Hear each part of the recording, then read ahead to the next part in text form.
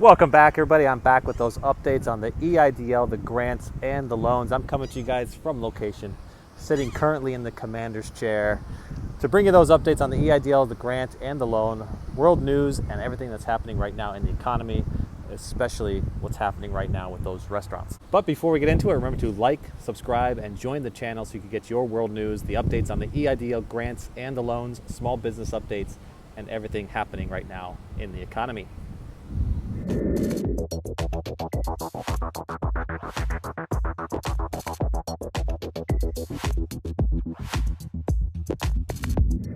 Welcome back, everybody. I'm back with that lineup on the EIDL, the grants and the loans, world news and the economy.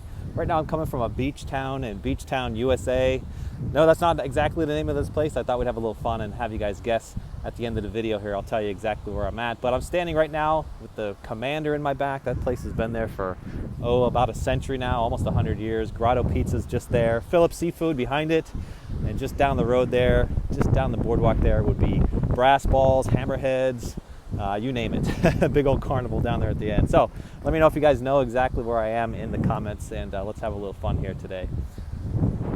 If you guys are joining me for the first time, my name is Edward Bilder. I'm a financial educator, and I teach you the secrets of passive income. Take trips whenever you want to, go on the boardwalk whenever you want to, and yeah, I'm still getting paid right now, even though I'm here at the beach. I use real estate and Airbnb as my means of passive income. And if you'd like to learn more about this, you can check out my crash course found right now in the description. It is on a mega sale. Rush on up there while that sale still lasts. And if you'd like to learn how you can join me in my current B&B business, find me on Instagram to join my weekly Zoom calls. I want to start today's video off on a serious note. There have been some suicide bombings happening at the airport, happening at the gates in Afghanistan right now. Very sad events. Some American civilians have been injured, some American military have been injured. Just a very sad scene that's happening over there right now. People trying to seek shelter and exit the country are finding themselves to have a rather challenging time right now. I wish you all safe passage for those of you trying to exit the country, and you are still in the thoughts of myself and the thoughts of my family. Okay, let's get into your EIDL updates for today, because I made an announcement yesterday on the channel and has a lot of questions coming into the channel.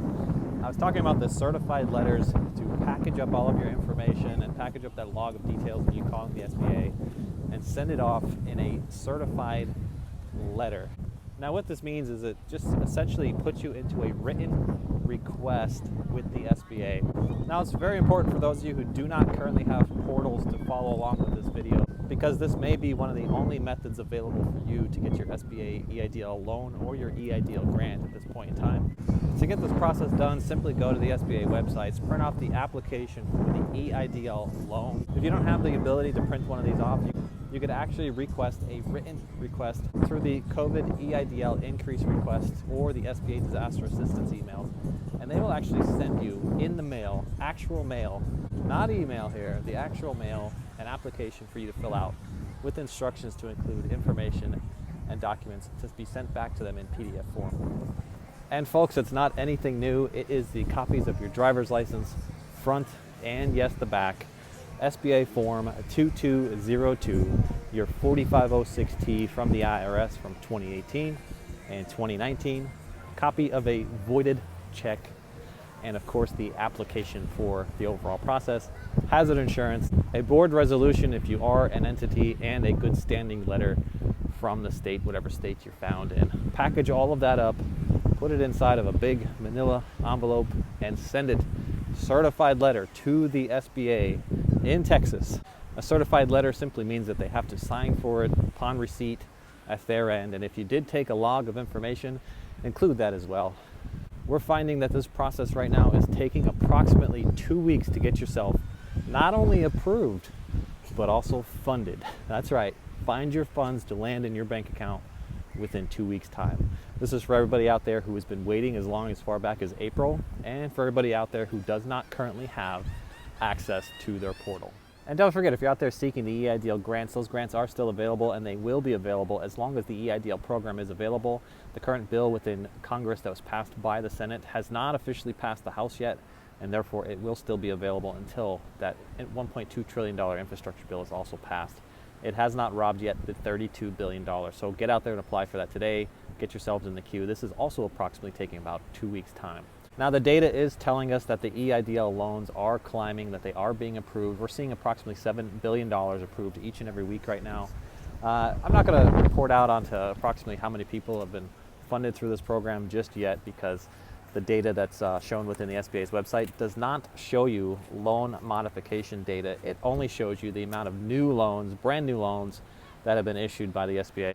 So at this point in time, it's pretty much garbage data. It mostly only tells us how much money is going out, but doesn't exactly tell us how many loan modifications are going out at this time. I think the SBA needs to get their act together and also provide that information to us so we could see real progress here, instead of only seeing the information that they feel they want to release to the press.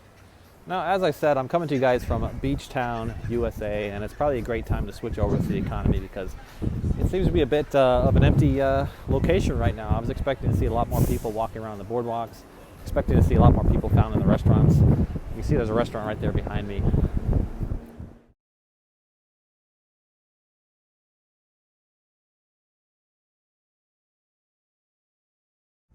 I got to pause here just for a moment, just to look at that scene in the background.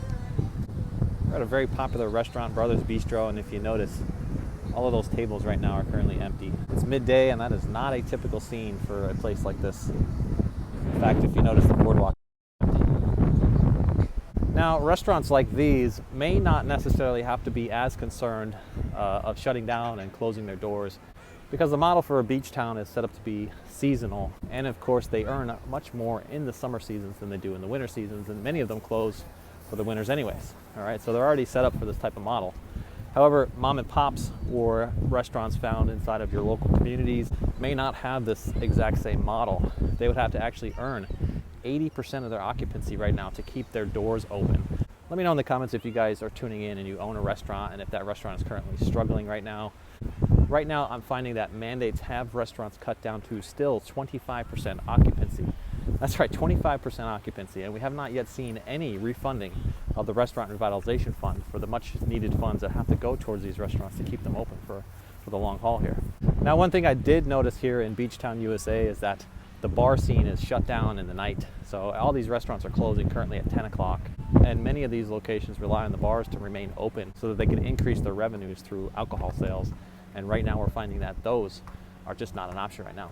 To my back there is Grotto Pizza. A little fun fact about Grotto Pizza: they actually originated in my current hometown on a lake in a very small trailer serving pizza to all the lake community, and they just grew and expanded into these franchises found all over the East Coast right now. Fantastic little fact there.